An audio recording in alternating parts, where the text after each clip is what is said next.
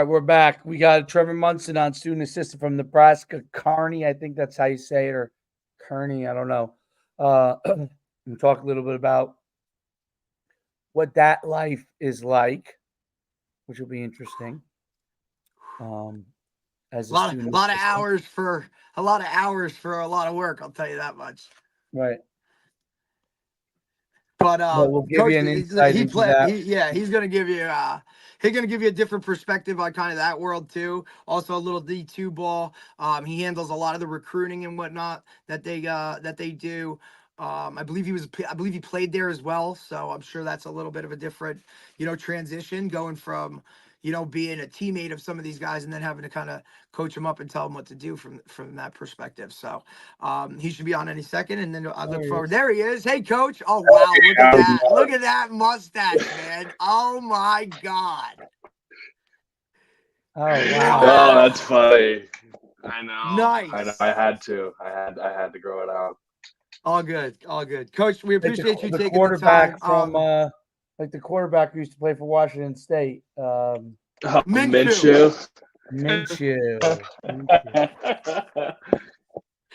Coach, we appreciate you taking the time. We know you're a busy guy with classes and whatnot. We were just kind of giving you a little bit of an introduction. But we just wanted to take care. Thank you for coming on, taking the time, man. We really appreciate it. Yeah, absolutely. Thank you for having me. Coach, so it's interesting. I mean, this is a different kind of deal, talking to a student assistant. So it's great to really get an insight as to what that life is like. Give us kind of an intro to how you got into it, and then give us a little bit of what the day in the life is like for you. Yeah, so I came in here my COVID year, and I played football here. I tore my knee up my first day of practice, came back later. I tore it up again, and then I came back in the spring, and I had a bum shoulder that just never really healed quite right. So I stopped playing. I watched that fall go by, and I hated watching it. And so then my old head coach leaves, new head coach comes in, and he's somebody that I was fairly familiar with when he got here. And I remember I was bartending at the time, and I DM'd the O-line coach, and I was like, hey, if there's any help you guys need, I'd love to hop on. And so I went in for an interview the next day, and Coach Held took me on. I started with the O-line, went to the receivers in the fall, worked with the linebackers last spring, and then I was with the receivers. I'm with the receivers currently. And then the next day for me, like Monday, Wednesday, Friday, I'm in class from 11:15 until about 1 o'clock. And then I go straight to the office. Right after that, my lunch me and go up there, get some recruiting done if I need to, watch some film on some guys, talk to some of the players. And then on Tuesdays and Thursdays, I'm in class from 8 to 2. And then once 2 o'clock, it's straight up to the office. And then I'm up there for the rest of the day. Very cool. Now, what are some of the tasks that they have you doing?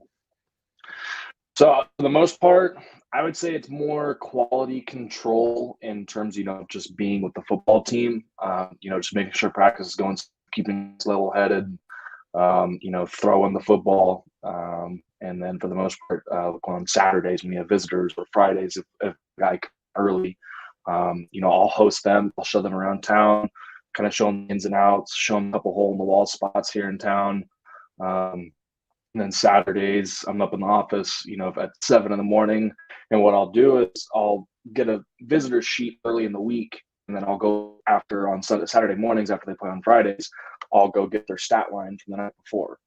Because I got to be able to come through and be prepared with, what to talk about these guys. And, I don't want to walk into it and, be kind of flat and feel them out. Like, I want to be the one actively engaged in the conversation. That these kids are wanting. They want a little bit of transparency. They want to know that these guys are being watched and evaluated constantly. So, for me to do that on Fridays and then to them when they arrive on campus, I think it's pretty cool for them. Like, they light up with a smile as soon as they, you had 2 sacks on Friday night, held 150 yards of offense. So it's pretty cool to see how that all works out. Well, it's definitely an important role on your part because, you're basically that interaction of keeping them pseudo entertained and kind of showing Mhm. them the ropes and the appeal of why they should come here to this school more so than just the football, right? So, and especially, mom, dad, like they want to see what's going on off campus. They want to see all those Mhm. kinds of things.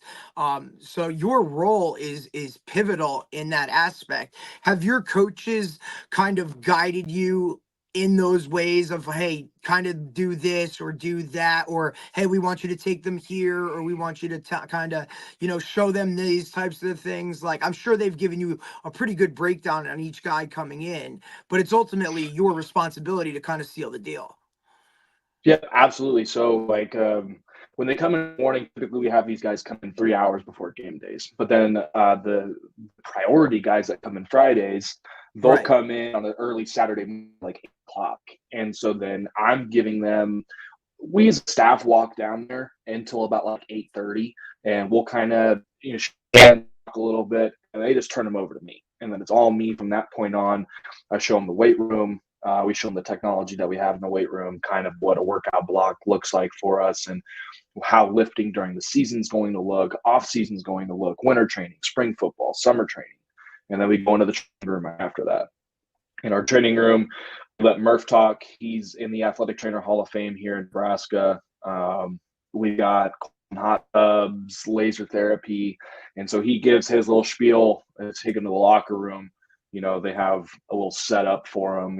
Has their number, position if they want to go do a photo shoot real quick. We got this really cool backdrop that was made, Oh, and I'm then sure just that's kind of. important. Everybody's got to get Oh their yeah. pictures, man. Oh yeah. Oh yeah. And then after that, our academic lady takes them from me, and then she brings them back after like an hour after they meet with their desired major. And Right. then typically their position coach watches film with them and shows them Oh, good plays, bad plays, and what we're wanting to do. And so, I think that's probably my favorite part is, show them the good, but you have to show them the bad too. Like it's give and take with that kind of stuff. understandable. Well, what made you want to kind of get into coaching, and what was the thought process with that? So when I came in here, I was the first committed class, and I was really bought into the vision that our head coach had. He didn't have a really good first 3 years. Like he started off 0-12, and then he went 3-8, and then he went 6-5, and then he went 6-6, then he went 7-5 or 8-5 won a bowl. And I was really bought in of what he was wanting to do with the football program.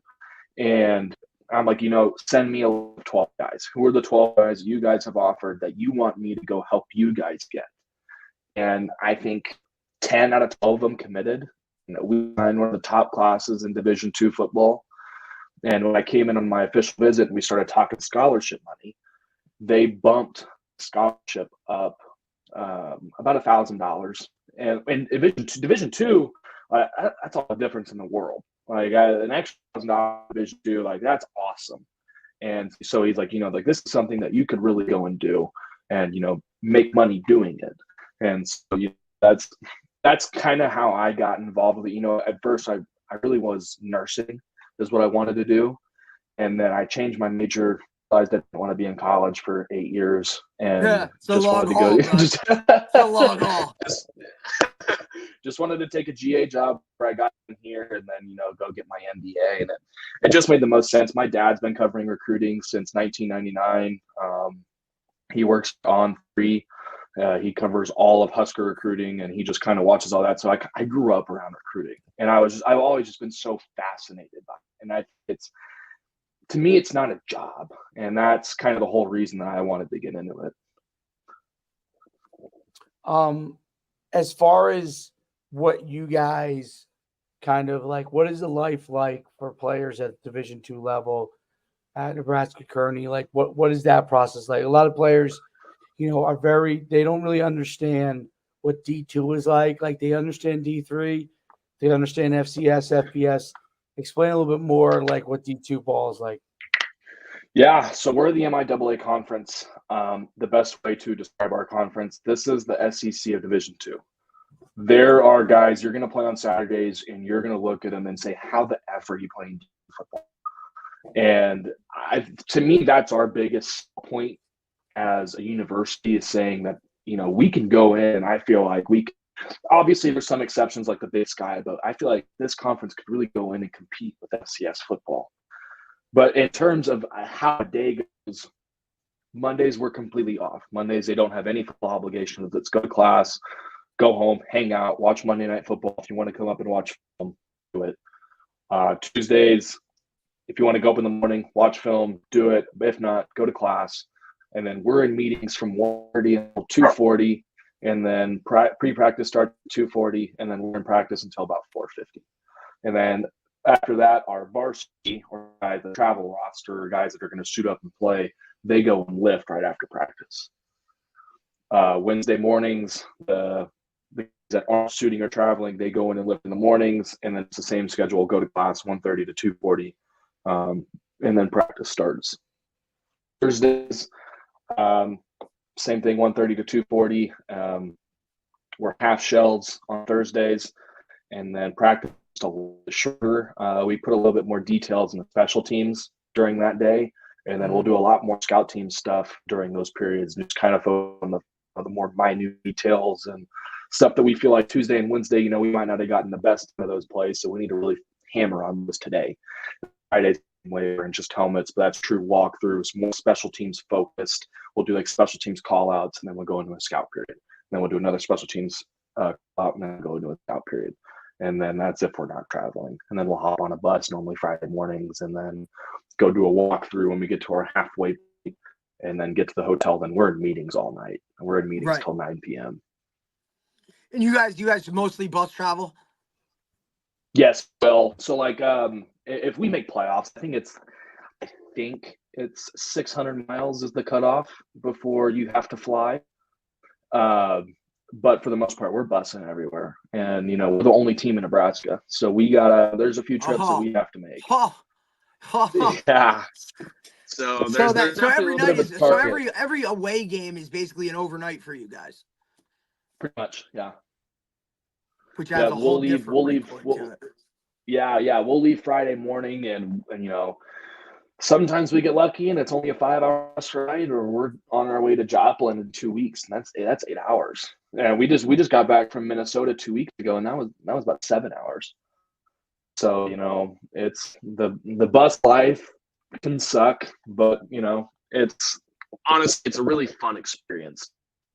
Of course. Well, I also think like that, and that's part of being, quote unquote lower levels, that these are things and logistics that you have to deal with, as a D3 player myself. Like, we had to travel from New Jersey to Buffalo, which was 8 hours, and it was an overnight. Yeah. And there's just a lot of things. Doesn't matter what kind of team you're playing, whether you're supposed to beat that team by 50 or whether you're supposed to compete, like that, those things all factor into it, right? I mean, you can look at even right now with, James Franklin at Penn State has come out and talked about, hey, we have to change our travel schedule to go out to USC because, our airport here in Happy Valley doesn't have a long enough runway. So we have to drive 2 hours to Harrisburg, and then we have to now fly to, to go to USC, and it takes more. We have to leave on Thursday and not on Friday. And these are the logistics and the intangibles that a lot of people really, I don't think, understand. But other than like those things, yes. But you can look at this, like look at the schedule, and this is Division II ball, this is Division III ball. Like, all of these guys have the time, where you're meetings and you're practicing and you got to get your lifts in and all of those other kind of things. I just think that the whole Division II, like Dave said, really kind of just gets caught in the middle of this whole mix in terms of like what's going on with it, right? Because and the same way D3 gets caught because there are certain, it's geographical, right? So there's a lot of Division III programs in the Northeast, and then there's a lot out West, but then there isn't so many in the South. And then, you're looking at Division II, right? Like, there are certain geographical pockets where these certain levels of football kind of factor in. And I think that's part of it. Right. Yeah. The D2 landscape and the D1 landscape kind of in the same boat. The MIAAs, there's there's talks about, expanding the conference and, Of course. do you add another Nebraska school, like a school like Wayne State, who's had a great last 2 years? You add another in-state rival for us, and then you get a school like a school of mine. But how does travel work from going from Golden, Colorado, and they got to go to Joplin, Missouri, all the way in Southern Missouri? It's just it's the It comes whole down to landscape of logistics and it college comes down to football. money. Yeah, That's what it comes down to. yeah, yeah. Um, The whole college football landscape is completely altering. People aren't really cautious of that, but it's very real that we're going to see some crazy stuff here in the next, 5-10 years. yeah. So let me talk to you about, let me check with this, how things go. So when you're recruiting, right, are you recruiting mainly Nebraska, or do you guys branch out? Do you take a kid that wants to come in? Have you seen it change in the last couple years since you've been there? Just give me kind of the rundown of kind of how you guys look to recruit, or the people or the kids that you see, because other than, I mean, look, the University of Nebraska is known for those walk-ons, right? Like, that's the history of the Nebraska Yeah. program, right? And now Yeah. that you've talked about, like, you've been in it with your father being in it, like, you've seen it. So talk a little bit about that. Yeah, so we're going to get in-state kids first. In-state kids are a priority to us. Whatever kid that, I think is Nebraska, like you said, is known for the walk-ons. Do you want to, and I'm not saying this that this is the sure case. Do you want to go be a jersey out there? Do you want to go put on that red end and go sit on the bench for 4 years and not see any type of playing time besides senior day? And maybe like get a you only shot get to to run hear, down on kickoff at some point, like once. like why would you want to go do that? You have scholarship money here waiting for you and an opportunity to play.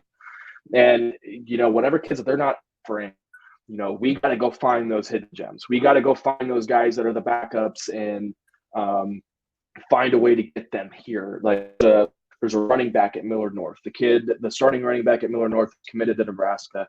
His backup is an absolute bruiser, and he's probably my running back right now in the state. And he's just an absolute baller. And we got to be able to go find those kids and get those kids here. And then we're going to start branching out, down in Kansas. Now we're going to go to Missouri, and we're going to go look in Colorado and Oklahoma, South Dakota. We're going to go to Wisconsin. And we're going to do that until about December. We're kind of waiting for early national signing period to get over with, because, the D1s miss out on somebody on early national signing day. The next thing they're going to go do is go find that guy they offered to work on, or go find that kid that they've been flirting with all year, but they haven't pulled the trigger on him yet. But with a school like us, I've been talking to this kid for 4 months. I've been talking to this kid for 5 months. I've been talking to him since summer camp. So I've already established my relationship with him. And, if he wants to take that, absolutely. To me, I value relationships a lot more than I do, somebody coming in late. And then, Dad taught you well. Yeah. And then after December, I'm going to start going down south. I want to get into Texas a lot more. We got a couple Texas kids on the roster, and that helps. It helps that I'm from Texas too. Kind of going and finding those kids, and then I want to go into Georgia. I want to go into Florida. It gives them a homer to kind of look at and be like, hey, if this guy came here and he's saying it's cool, he kind of went through the same thing I did. You know what I mean, or that type of stuff. So like you said, those relationships matter. Yeah, and so then once we start doing that, like these Southern kids do not care about where they have to go play football. They just want to keep playing football. That's their biggest thing. There's not enough, like you said earlier, there's not enough D2s, or not enough D3s down south. There's not enough. There are way too many kids looking for a home that could be absolute ballers at the D2 level, and they're just kind of stuck. So that's just kind of how we take recruiting. And, like we're going to go sign probably about 30 to 40 kids in class. Like we'll probably, the 105-man roster's coming up. That's something that's going to be kind of interesting for us in, terms of scholarships. Like we get 36 scholarships.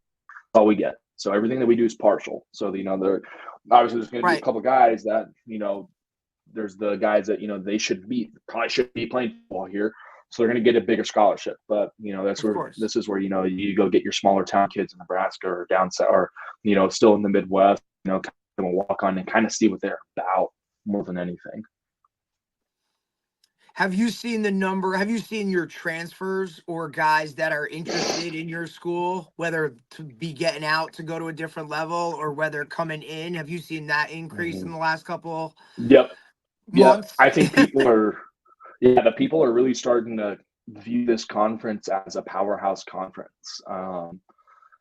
Like my biggest pitch to these guys that haven't really played a whole lot of FCS in the years they've been there. If you feel like you can play at a very high level, you can come here. And I'm not going to say that they're going to play right away. Like I still have to see you, with my eyes in person.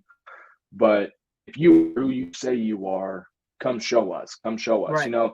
Central Missouri down the road. They got a Michigan transfer last year. They got a transfer from Miami. They got a transfer from Utah State, Florida International. Like all these Power 5 kids that either D1 or they've been on scout team the last 3-4 years. Now they want an opportunity to play.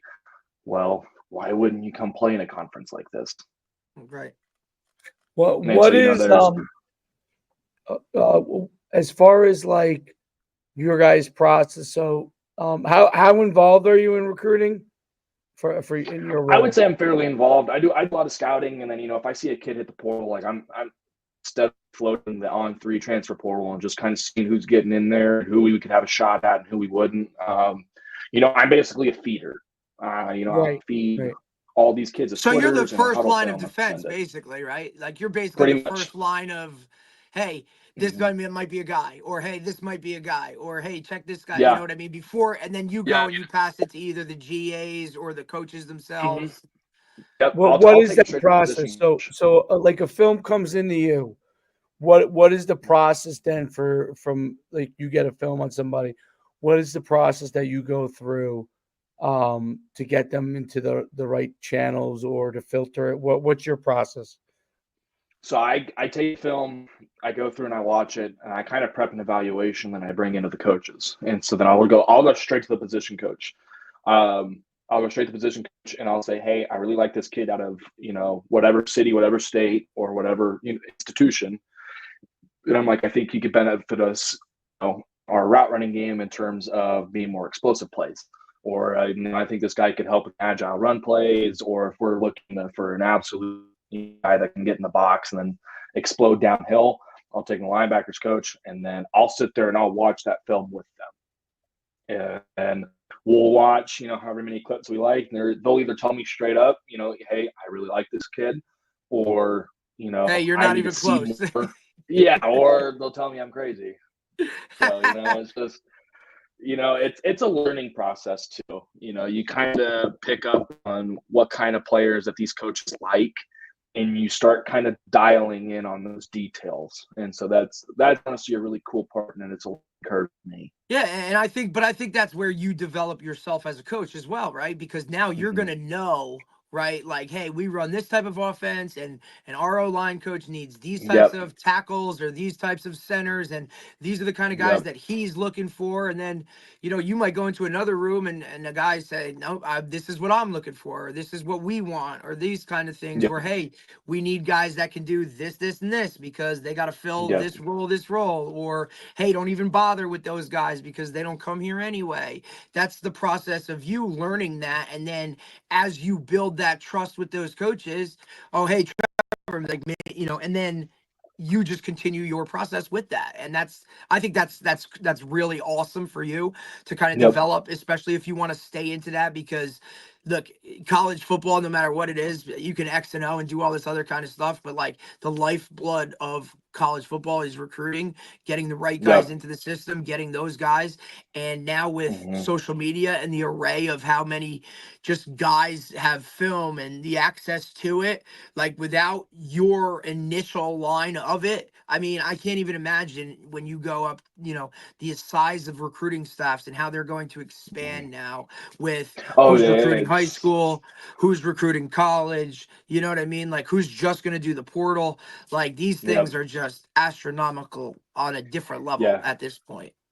yeah, there's, we went down to Nebraska for a walkthrough on our way to go play Central Missouri, and I stopped off and I was talking to the recruiting guy, and he either told it was either 4 or they have 5 recruiting GA spots alone, and that's not even student assistants. Like, you're getting 5 guys for specifically recruiting and scouting, and you have all these student assistants. Like Tennessee, I know they have student assistants that scout certain position groups. Yeah. Like the scouting and recruiting landscape is quickly growing. It's rapid. It's rapid. So it's a great time to get in right now. Mhm. Great time to get into this right now, especially with college football starting to modernize. So, not saying all the old guys are getting out and the new guys are coming in, but you have to have somebody familiar with the lingo, how to talk to these kids. You have to have people like that on staff that can resonate with these kids just a little bit more. Right. It's one of those things that's how you kind of in college recruiting, what's so typical for prospects is how you determine what a prospect is. And so what do you go through? Like, what is kind of your process and your staff's process as determining, okay, this is a guy that can play at our level. This is a guy that we think is good enough, or this guy is not. Like, what are some of the kind of parameters? So since I work with the receivers, I'll kind of go based off of a wide receivers film and what I'm watching. Great. First I'm watching is I want to watch your stance. I want to make sure you're not taking what we call a reload. It's when you're too high up in your stance and you got to come right back down and you got to shoot out. It's being in a receiver stance like playing. It's like run a track. You got to come out the blocks quick and then you do your build. The route runs the same way. Next, I want to see how your ability is to put your foot in the ground and move. That's just kind of something you can't really teach.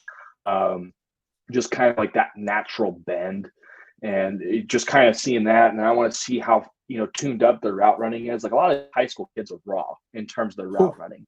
Like, you're not going to see guys that are ripping their elbow through on speed out and, they're just kind of flashing their eyes around. And, my elbow is it's how quickly I'm going to get turned around. If I rip that elbow through, I'm out of my break just that much faster. I got to see how low you're getting in, how violently you're, shutting down your routes on a curl route to come back, post curl, just kind of seeing that. And then I want to see your explosive plays too. I want to see your ability to track the football. I want to see your ability to go up and get it, distracted drill catch, go get that ball in the window. How are you securing the catch if you're inside the box? Got to keep your head on a swivel. You don't want to cut that, slant right into the box and then just get absolutely smoked in the middle. And are you holding on to the football? And then what I'll do is once I kind of get that evaluation, I'll rewind it. And now I want to see who you're playing against. Now I'm going to watch the corners. Now I'm going to watch the safeties. Now I'm going to watch your linebackers. And, I want to see, who you're up against. And, this is kind of where you're from and what town you're from and a level of competition you're playing. Because, I don't really think high school kids kind of realize, your level of competition is a deciding factor in this recruiting process. Absolutely. It's, you can throw for 3,000 yards through week 7, but, who are you up against? Who's your supporting cast? How is this all working out the way it does?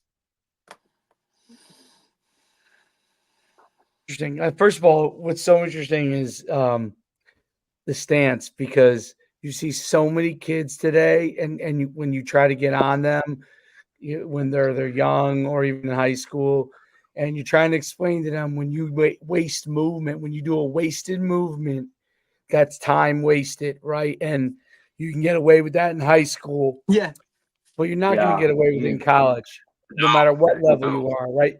You're going to get jammed. You're going to get someone plays you and jams you. How many times do we talk about it when we see these guys in showcases and we see these guys, or we just see these guys that are just posting their film like, oh, I'm working with a trainer and we're working on 1,000 moves at the line going lateral. And we talk about these little things all the time. Yeah. It's entertaining. It's just not something that we really work on, like, as a receiver room either. Like, when we go camps, the first thing that we're doing is your stance and start. And we're teaching them, take a knee like your coach is talking to you, and then pop up, and then stay low. And then I try to explain it like track. Some of these kids don't run track, and you can tell. Oh yeah. And they come out straight up, and it's just like you're wasting all of this like speed and power that you can come out with. And this kind of the fallback with Midwest kids though is there's no skills trainer out here. They don't have a skills trainer. Oh. And so there's Really? there's like there might be a guy or two, but they're mainly teaching this top end stuff, and they're teaching how to get off of a press. But even watching these kids line up and press, their hands are down. Like Yeah. I'm not going to get in a fight with I'm not You're going to get in a get fight with ready, somebody with buddy, their because hands this down. ain't happening. It's like, yeah, dude, go ahead, have your way. Like, yeah, it's just like, and and then if you go and watch these guys, our guys, like go watch a guy like Stephen Lewis when he gets into a press man concept. Like we were working this yesterday in practice. He is so low, I can't even see his numbers. I can't jam him off that. And he does such a good job with his hands too. Like, you start into the level of college football, and when these guys are too low, these corners aren't worried about pressing you. They're worried about putting their hands on your shoulder pads and bringing you down. Because if your center of gravity is already low, I don't have to worry about putting my hand in your chest and disrupting you. Now I got to put you in the ground. And so it's the skills training aspect. In the summers, it's something I try to do on the side. I work like I don't. Coach Held, as he says, he throws me a bone, and he throws me a small scholarship, and and for out of thankfulness for me and what I do out of my own. Like I don't have a job. This is my job. Like I don't go and make money. Like I could be. Like this is what I want to do. This is resume building for me.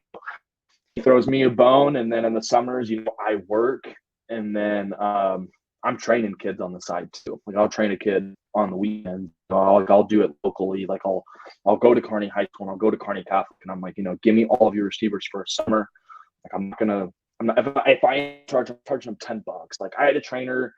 I remember there was a trainer in high school, and I don't want to say names, but it was $150 per hour with him.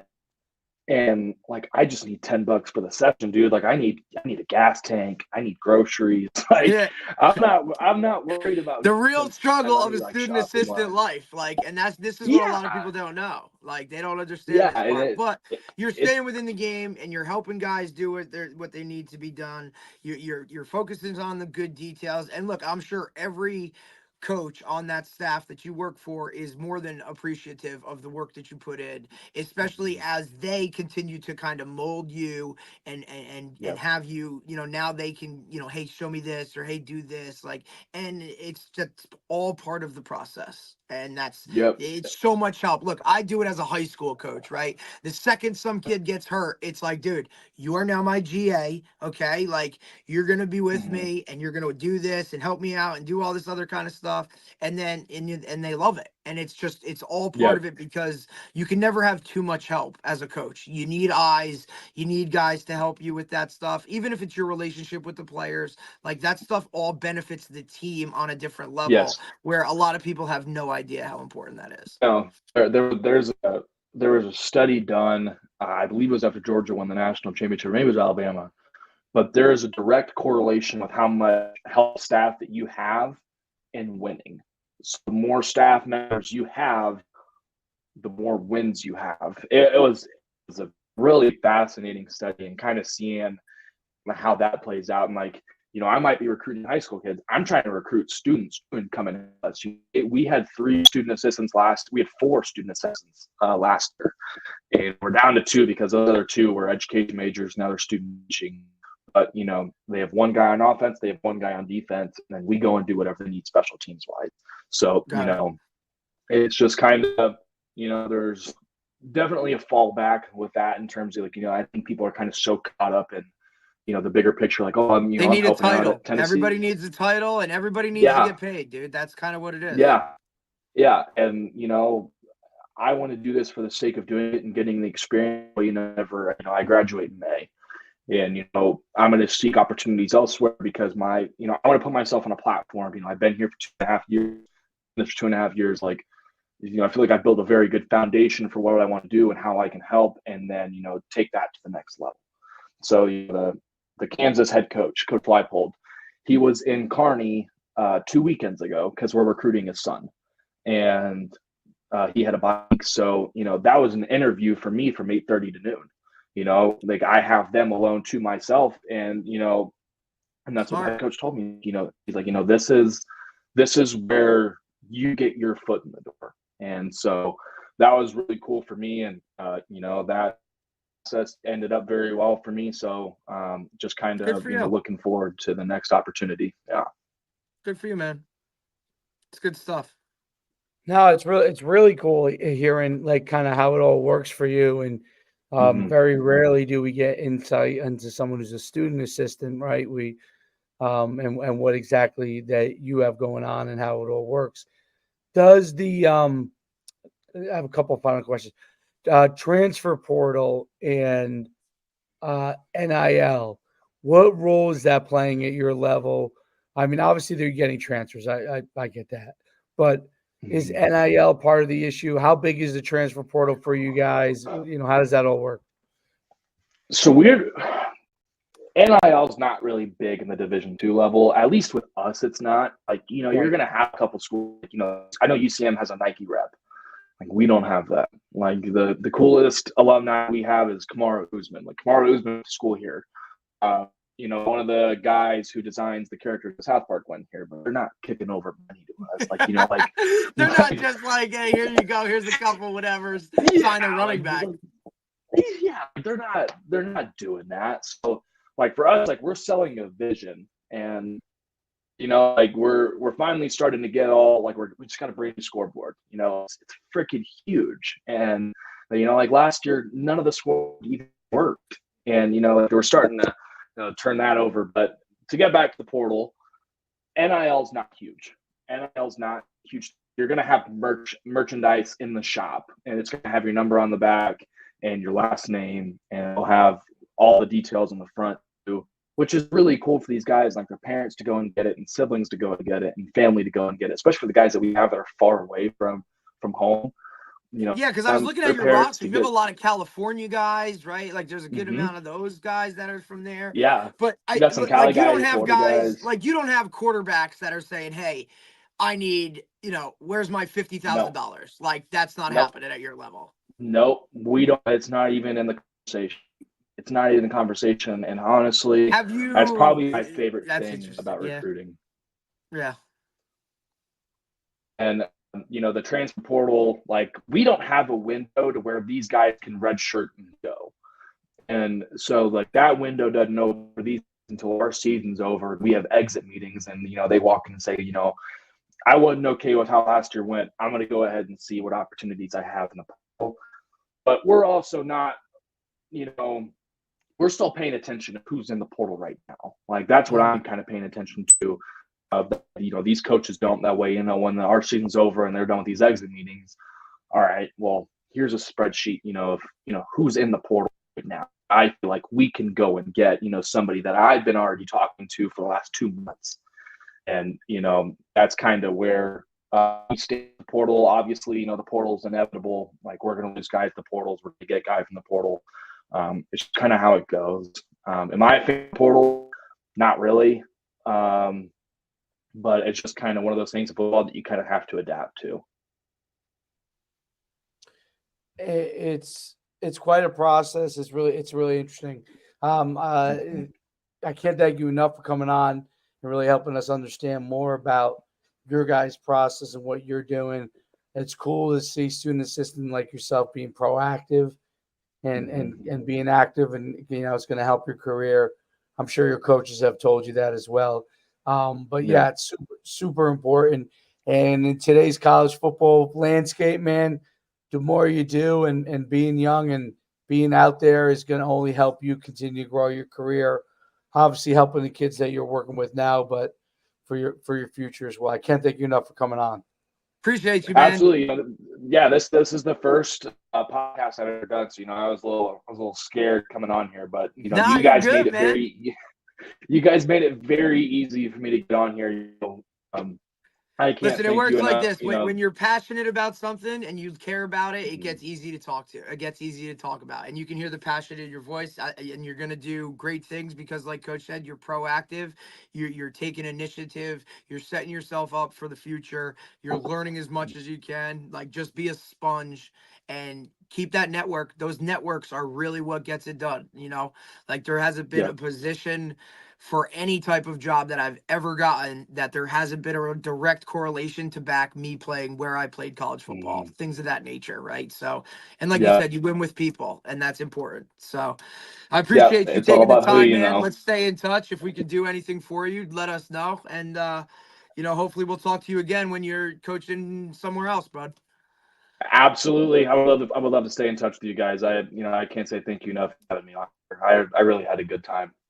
Good stuff, buddy. Awesome, Trevor. You Good have a luck, great man. day, man. Keep plugging away, and we'll see you real soon. Okay.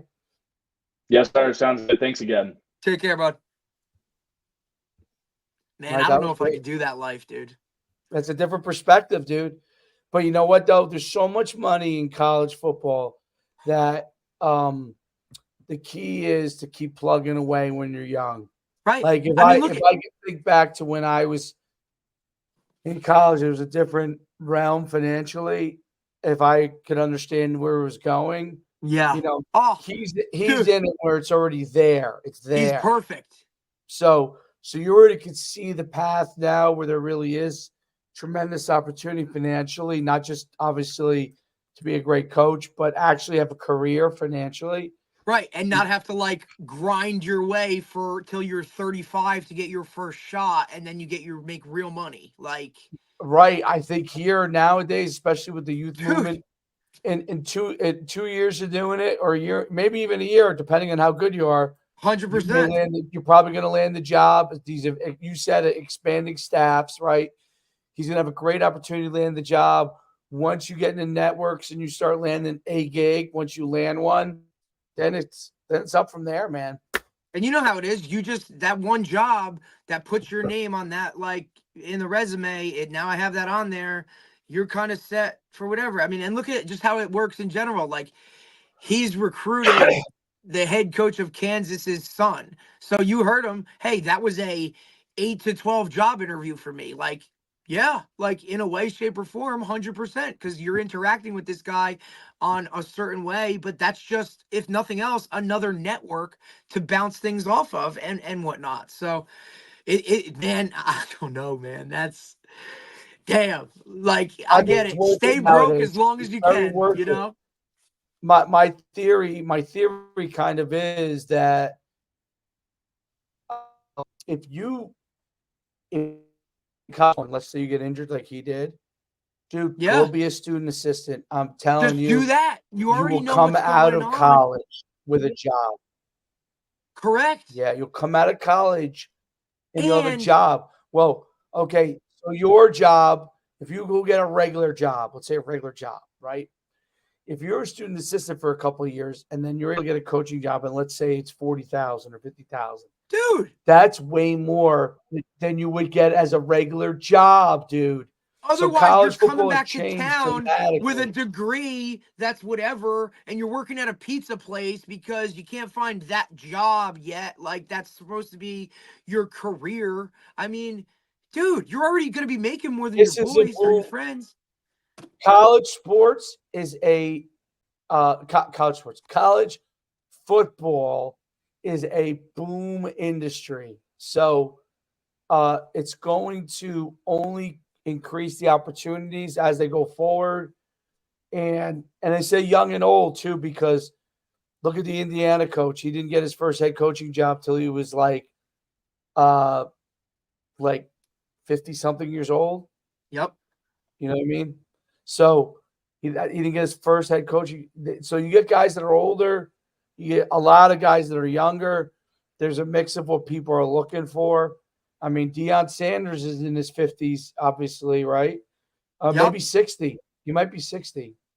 I You mean, I know? also think that he's So really like being in that recruiting role, even if it's just, hey, I'm skimming through film, or it's like those tours and that type of stuff, right? Like, that is that's where the expansion, I feel like, in college football is going to really take off. And not just so much about like bringing guys in, but like recruiting your own rosters. Like that's Mm, the lifeblood. If this kid can now hit on it and get a reputation of being like, hey, this kid's a good recruiter, or this kid does really excels in this department, like that could be all it takes to get him, or whatever. Like he'll be running a recruiting department before you know it. I think, and obviously, like, look, it's kind of in his blood, right? His old man works for On3 and the Husker site with that in regards. So I'm sure he has a lot of things that he can bounce off dad, who's going to tell him like, hey, this is how recruiting works. This is how it's changing. This is that. This is that. So I don't know. It gets me excited to see a young kid who's actually excited about something. I guess I don't mean to sound like the shitty old man here, but like he just kind of like is passionate about it, whether it's because he got injured and just decided to stay in it, and that's fueling him or whatever. But I hope more kids like that understand that if you love football, and like you don't always have to be the player, you don't always have to be the star. Just go get one of these roles, like you said, with expanding staffs and all that other kind of stuff. Like you're gonna have a nice career, not one that, like, you're gonna be having a stroke when you're 40, like, Urban Meyer or some of these guys, because it is what it is. Like you're not gonna have to live at the office. You're gonna be able to see your kids and do all that kind of stuff. Like it's gonna be a different career now with the way college football has changed with money. I think I don't know what like Deion's lifestyle is as a coach, but I Right. actually think recruiting this this is groundbreaking, by the way, what I'm going to say here. Okay. Um, but Hang on, this, hang on, hang on, hang on, hang on, yeah. everybody. Here we go. All right, put it on. Let's go. Here it is. Okay. Breaking news. I think because of all these different kind of groups that you have to go to the coach to recruit players, meaning 7-on-7 guys, maybe an Oh, NIL guy, maybe a coach. I think because of that, the head coaches that have deep, expansive relationships all the way down mm-hmm. are going to be able to get guys that nobody thought they would get. 100%, because you're a people person. Yes. And that may not be always the big names in what you're noticing. So, Because these guys, some of those guys don't know how to talk to these. when was Hugh Freeze at his best? When he was at Ole Miss before the whole corruption, when he could leverage the fact that he was a high school coach in Mississippi. He was the blind side. I think he was the OC on that staff. I think, but he was one of the coach, or maybe he was the head coach of the blind side. I don't know if he was the head coach or the assistant, but he was part of that staff. He could leverage his high school. He was at Mississippi. Could leverage those relationships to build Mississippi. Let's go back to Gus Malzahn, okay, who's obviously been around a long time. When was Gus Malzahn at his best? When he was coming from that high school stuff, man. Arkansas and early Auburn, okay? Arkansas and early Auburn.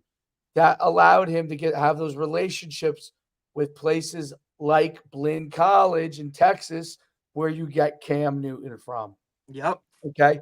So now that he's years outside of those relationships, if he's not continuing to harvest new relationships, it becomes harder. But think about when he was really killing it. Okay. It was his Arkansas time, Arkansas State, and Auburn. That was when he was killing it. Yeah. Absolutely. So those relationships are very, very valuable. Okay, now there are other guys that are in different situations. Deion Sanders. Deion Sanders is not just a pro, but also has deep relationships from being a youth coach, then a high school coach, then an FCS coach, then a now Division I coach. He is a pro guy who knows a lot of people. He also knows a lot about that youth and high school world because he coached in it. Okay? That's the part I think, Dave, is the thing nowadays, right? Is everybody just wants to, I'm the offensive coordinator, I'm the head coach. Nobody's willing to like work their way up anymore. What people don't understand is that when you start at those lower levels and you have to go through all of those, you meet different people, you know how to interact with different people, like you know what certain expectations are. If you've just always been at the top or you've always just been in that certain role, like I always found like the thing I got out of, I would take something away from everything, but there's not one thing now that I haven't been like, you know what I mean? Like, I'm sure there's some things, but like, because I had to go through all of those roles and do all of those things, it just makes me a better coach at this point now. And sometimes I see guys that just like, they just don't understand it. It's like, well, you've never coached at that level, or you've never coached, group 1, group 2, group 3, you've never been at a private, or you've never done this. Like, I think the experience in going through some of those things really help you in everything you do. And then the more you can do as a Swiss Army knife, now finding jobs and things of that nature are easier, right? Because, oh, I could do that, or I could do this. You're not pigeonholing yourself into, oh, well, I only coach quarterbacks, or what do you mean I have to hand out equipment? I've never done that, right? Like, go be the JV coach, man. Like, that's where you get to do your thing, right? I just think that's always, you know what I mean? Like, you've always said that one of the best experiences for you was going back and being an assistant, right? With when you went to Riverdale, and when you went to work for these other guys, and it like blew your mind, like all of that stuff. Because all of us, we all think we know everything until you get somewhere and it's like, well, we do it this way, or hey, this might be a better way to do it. Like, I just think you can take something away from all of that, and I think learning those things and going through that is awesome, you know? Yeah, it just makes you overall a better coach, yeah, there's no doubt about it. I think it's funny. I saw a video. It was a basketball video, and there's a guy I want you to follow. I'll find it. I'll send it to you. He's great. He coaches the coaches, meaning like Gino Ariema uses him as his I don't know what you call him now. Not That's not life coach, but you know what I'm saying, kind of like that. And then so does Peterson, from the guy who's is Washington head coach. I think is Peterson, Yeah, right? yeah, yeah. No, Chris no, Peterson. no, no, he's not at Washington anymore. Where's he at? No, I think he's just doing TV. Just doing TV. He used to be at Washington. He used to be at Boise, right? Him, and then there was another person too that. So he's kind of like their like. So anyway, one of the college coaches he worked with, a woman, and brings up a point there. He said, "Do you think you're a better camp coach or game coach?" Interesting question, right? Very interesting question. Because every Camp, coach, if are you a better camp coach or game coach? As in, like, are you a better practice guy, or are you better like game player? it's not practice, meaning like they come into camp, you coach them up, then they play games in Got basketball, it. and you're coaching them, right? Are you better at that? This is a college, big time Division I college. Or are you better at like your games? When you're Right. And she said, "I'm a better camp coach." And he said, "Well, why are you a better camp coach?" She said, More "You know time. why? Because I don't know who these players are. They come over. It's my job now to coach them, and I've got to figure out how to get these kids to do whatever's needed to be able to play well without none of them knowing anybody, without them knowing how anybody moves, and figure out a system very quickly within camp so they can do their best and win." And I think when they mean camp, I mean like recruiting, these recruiting things, right? Meaning like in the summer, basketball's a little different. Like, but in the summer, you might remember because you played basketball, but you probably didn't try to get recruited in basketball, right? So I think they go to Just these playing things. AAU, brother. I think it's kind of like AAU within a camp set. Like they're practicing and then they play. Right. I want to feel it's like almost like a showcase with a game at the It's end like of a it. showcase, kind of, But yeah. but remember basketball, like, look, what do you want to go out there and see? Like, I don't want to see you go out. It's not like us where, hey, go out there and play one-on-one. And like, that's not what you're kind of like. I don't want to, I can only watch you dribble around a cone so much, right? Well, Kind right, of like right. with us, go catch balls on air or do this or do that. It's just with football, you can't have a game. Whereas basketball, you can now go scrimmage live and go. Well, I think what's interesting is I think his point that he was driving at is you're more relaxed and Of you're course. figuring out solutions okay, because There's no pressure on you. you're forced to do it with whatever kid you have, whereas you have these expectations when you're the coach of your own team of Hell yeah. what you expect to happen. So you're no longer relaxed. You're forcing what you want to happen versus just doing what you know how to do best. Damn Uh, right. it was really interesting. So because they tried to talk about like what is, and Gino said something I can't believe it. I gotta send you. It's this guy just started on TikTok, so it's probably like a new expansion thing for him or something. But Gino is in his interview with Gino. Gino says that he told when Bobby Hurley, not Bobby Hurley, when Danny Hurley won his first national championship, he told Danny. Danny Hurley before that game, he said, if you when you play in this game, no matter what happens after that game, it's gonna be a Get negative ready. thing, a negative thing for your personal life, and Yep. meaning if you win, you're gonna expect yourself to be back there and win again. Every year. If you lose in the You're national gonna championship, then you're gonna chase the hunt to get back there to win again. He's like, but neither one is actually good for yourself correct. from a personal standpoint, and may not be great for your team because you're chasing it, not necessarily them, right? And I think that was so interesting because he's trying to get coaches to think more about what, because of the state of coaching where you're winning is such an important thing. Coaches accidentally, not on purpose, and we all do it, place their whole existence, and it's selfish on whether they win or lose as if it's them, right? Correct. So, and Listen, we see it. everybody does it. Everybody does it, even when you're unintentionally doing it. 100%. So he talks about trying to place it more on the ability of your team to succeed and what they're doing and accomplishing, and ultimately that will not just make it better for your players, but you will have less issues from your mind standpoint. You will less think that you are somehow some magician making magic happen when you go and coach. We talk Right. about this all the time. Every coach thinks they invented coaching, right? So Every time. but it's not. That's why I always am big on, even though a coach obviously has a huge impact, the Jimmies and the Joes are the most important thing, and placing the emphasis on the Jimmies and the Joes and helping the Jimmies and the Joes of your team, because they're ultimately the ones that perform. Okay. And it's like, I think about it like this.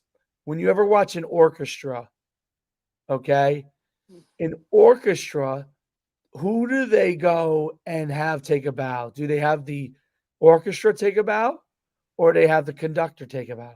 Mhm. The conductor. Conductor. Right. But the orchestra is playing. Now, the conductor understands how to get everyone playing in sync, right? Correct. But it's the orchestra that's still playing. And what does a great conductor do when they cheer for him? What does he immediately do? Turns around, He points to points. his crew. He points to the orchestra, right? He points to the orchestra. That's what a great conductor does. He Look, it's goes, the line. It's the classic line. Guys, when we lose, it's on me. When we win, it's all you. right. So that's the thing that I think. So he was playing all these clips of like pro coaches and Hurley and everybody. What do they do when they win? They're immediately thanking, like, their family, administrators. They don't turn around and go say, Oh, hey, these guys right here, you won your second national championship. How do you feel? Oh, I feel great. But they're saying, hey, it's these guys, right? So what's interesting about an orchestra, and this is actually comes from me. I didn't even watch this from this guy, but orchestra comes to mind because it's it's one of the biggest things when you see an orchestra playing, because it's usually very big when you go to a show or something, and they always celebrate the conductor. But the great conductor, and almost all conductors do this just because they've been trained probably along this route. They immediately go, and after they take their bow, they immediately point to the orchestra and have them stand up and take a Yeah, they bow, know. right? They know who puts the work in, dude. I'm just telling you what to do. You guys work. You know what I mean? Right. And it's interesting because as coaches, we're paid, not us, high school coaches, but the higher levels are paid a lot more money. So you're fooled into thinking that it's not that they actually think that they're the genius and they don't celebrate the No, players. you just get so caught up in You it, and get so especially caught up like, in it. like, oh, I made that play. It's like, no, you didn't. Like, that's not. And that's why I Right. think some of these guys have hard times separating that. And that's why sometimes there's like a power struggle or a pissing match because, oh, we got to do this or we got to do that. Everybody thinks that it's like, man, just slow your roll and understand, like, hey, this is who's getting it done. Like, and then reward those people of like let them know, hey man, you're doing a great job. Like, I think Absolutely. those little things are just so important. Absolutely. And you know, people go to the level of what the reward is, right? So it's and players go to what the level of reward is, and they Mhm. perform to a point what the level Correct. of reward is. Once you're making so much money that the Then it's money beyond. outweighs any reward, it's hard. But like I was liking Wall Street, for example. I find Wall Street fascinating. Wall Street rewards purely financial success, right? So you will get guys, they're like, oh, how is it corrupt? How could it how could well, the main reward for them is literally financial gain. So their whole Yeah, job is making clients money so they can make money. Like, or picking the right bet on a stock so they can make money. So if that's a absolutely. reward system, it's a pure and simple path to figure out what they're going to do. And sometimes they do the wrong thing because of it, right? But Correct. it's a pretty simple path because a reward system is as simple as it comes. It's if you do this, you'll make this. If you do Correct. this, you'll make this, right? It's a There's very, an very actual simple like reward system. And method there. Yeah, it's cut and dry, and that's what people makes will it work to that reward, right? correct. Now It's cut and winning dry. winning is not as cut and dry because there's not like in high school. Winning is great. Everyone wants to win, but winning is like a intangible award. Correct. There's no that's why you hear people say, I won the championship and like 24 hours later I felt like empty. Yeah, You're because like, yeah, it's because you've intangible. just that's it. A trophy, I mean, yeah, it's nice, but it's not really like it's very intangible. It's you're thinking winning this national championship, Is gonna like everyone's gonna solve all walk your up to you. problems. Well, you think everyone's gonna walk up to you and go, "You're the greatest thing since sliced bread. We love you so much." You're a Nope, yeah, no, it's not not immediate. how it works. Sorry. A few people might do that, but the truth is, Initially, and then it'll wear off in the next 24 hours. in 24 hours, the next question they're asking was, "Can they do it again?" Yep. Be And like, oh, well, now what do you got to do? Well, now I got to go out and I got to recruit and I got to do this and I got to do that and I got to like now the yep, rat race 24 hours. Nick Saban's back on the road recruiting, right? Like that was always his thing, and people couldn't understand. Like, and man, that's enjoy what's it. I don't have time to enjoy it. You're already talking to me about next year. Oh, we return this guy, this guy, this guy. How are you going to replace this guy, this guy, this guy? That's why this is just a rat race, dude. it's just it's funny because sports was there was a level of rat race to it, but the financial compensation wasn't as big. Right. Now, with winning and financial compensation, Well, the rat race is for coaches in college. Okay, not high school is different. In college and pros, the rat race. Yeah, in you that can't compare high school and college. No, no. In that industry is no different than if you're a tech entrepreneur and you're trying to be ahead of somebody, or you're a financial person 100%. trying to It's just make ours is same on thing. TV. It's the same thing. It might be higher. It might be higher than those guys, because Yeah. you could be a financial person and do really well without climbing to the top, right? Right. You But can in kind of just football, like stay here and still be okay, right? Like, yeah, you can make $1 million and not have to be the top guy, but yeah, not in football. Like, hell if, no. if you're making $1 million, you're one of the top guys. Like you're an OC at top level, or DC, or or a head coach. And that's the thing that makes it even more of a rat race, that the very few can get the actual major gains, right? You're really at the top if you get to the major gains. And that's an interesting thing versus whereas like financial in tech, you could be literally a programmer and make 250,000 a year and you're just coding all day long. Like my cousin, he worked for AOL when they were in the beginning, and he had stock from it, and he was never went above being a programmer because that's what he liked to do. And I can tell you, he's probably the richest person in our family. So it's ahead of guys that are doctors, a lot. You know what I'm saying? Right. So that doesn't happen in sports. You know what I mean? That happens in. But anyway, so that's I hear. That was a great podcast. We'll let you go, and then we'll see you guys Friday.